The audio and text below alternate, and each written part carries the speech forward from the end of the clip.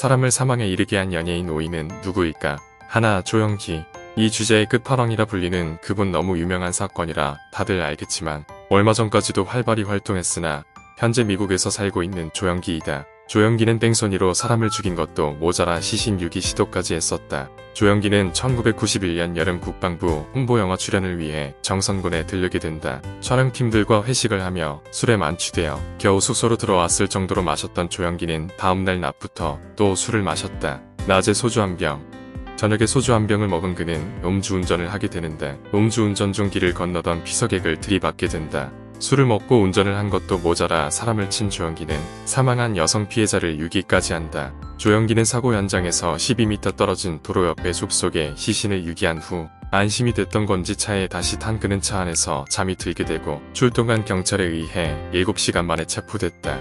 7시간을 자고 음주 측정을 했는데도 당시 혈중 알코올 농도가 0.16%로 만취 상태로 판단되는 큰 수치가 나왔다. 당시 조영기는 33살이었고 사망한 피서객 여성의 나이는 31살의 아이가 둘 있었다고 알려졌다. 판결은 어떻게 났을까?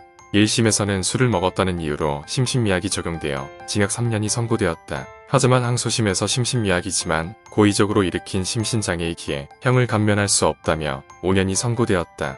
음주운전에 뺑소니 시신 유기까지 했는데도 고작 5년이라는 형량이 어이가 없는데 그 와중에 킬러조는 가석방 조치로 1년 만에 풀려나게 됐다. 거기다 출소해인 1993년 4월 킬러조는 MBC 베스트 극장으로 복귀했다. 둘. 유시원. 혼남의 대명사로 불렸던 유시원. 유시원은 1994년 드라마 느낌으로 데뷔했다. 한류 스타의 원조급이라고 보아도 될 정도로 인기를 누리던 배우 겸 가수 유시원은 데뷔 후 얼마 지나지 않아 1995년 차로 행인을 치어 숨지게 했던 사건이 있었다. 당시에는 음주운전을 했다, 뺑소니다라는 얘기도 많았고 그의 취미가 스피드레이스였기 때문에 앞차를 추월하다 행인을 보지 못한 것이 아닌가라는 의견도 많았다. 하지만 술에 취한 상태로 택시를 잡기 위해 도로로 튀어나온 행인을 들이받은 것이었다. 법은 사망자의 과실을 인정해 무혐의로 마무리되었다. 유시원은 사고 후 구호 조치도 했고 유가족에게 보상도 했으나 사고가 있고 얼마 뒤 방송에서 내 차를 앞질러 가는 차는 반드시 따라잡는다라는 발언을 해 논란이 되었다. 그 후 가수샵의 멤버였던 서지영이 왕따 논란으로 이미지가 좋지 않을 때 그녀와 만나왔던 것이다. 또 전처와 이혼 소송 중에 생긴 전처의 폭로 등으로 이미지가 꾸준히 하락해 결국 대중에게서 외면 당한 과거의 스타로 남게 되었다.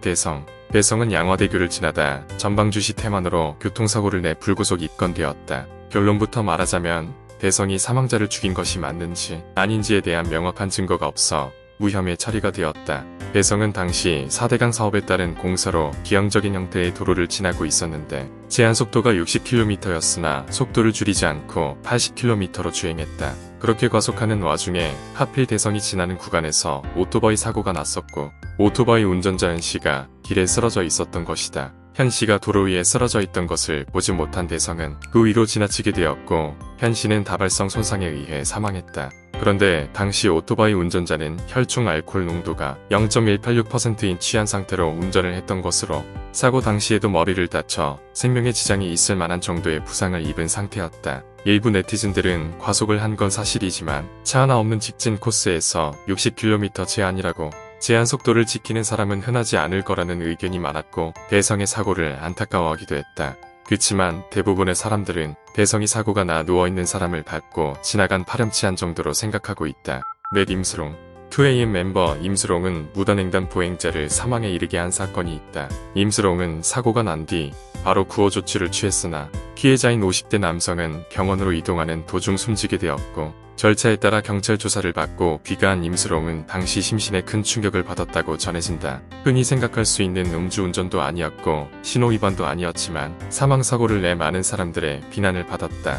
사고 당시의 CCTV에서 나와 있듯이 당시는 밤이었고 비가 내리는 상태였다. 거기에 피해자는 무단횡단을 하고 있었다. 하지만 100% 피해자의 탓만을 할 수는 없다. 아주 짧은 거리의 횡단보도라 조심해야 하는 구간임은 분명했다. 경찰은 임수롱에게 과속등 교통사고 처리특례법 위반 여부를 조사했고 임수롱은 이 사건 3개월 만에 결국 약식 기소 처분을 받게 되었다. 5. 최시원.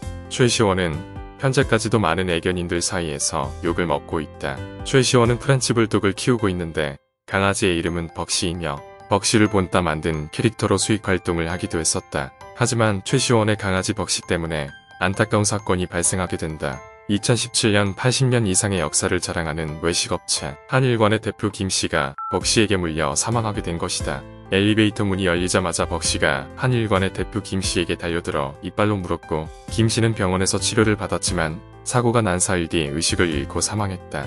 인터넷에는 최시원의 강아지 벅씨를 알고 있다는 사람들의 글이 있는데 사람 겁나 물어요. 힘이 너무 세고 미친 듯이 물어 제낀다. 제어 불가능이라는 내용들이 많았다. 견주라면 분명 위험성에 대해 인지하고 있었을 텐데 조심하지 않았다는 것이다. 최시원의 가족들은 이 사건 후로도 목줄을 하지 않고 산책을 나간 모습이 포착되어 네티즌들의 분노를 유발했다. 한편 사망한 한일관 대표의 유가족들은 최시원의 가족들을 용서하여 소송하지 않겠다고 밝혔다. 한순간의 방심으로 생긴 사건 사고들.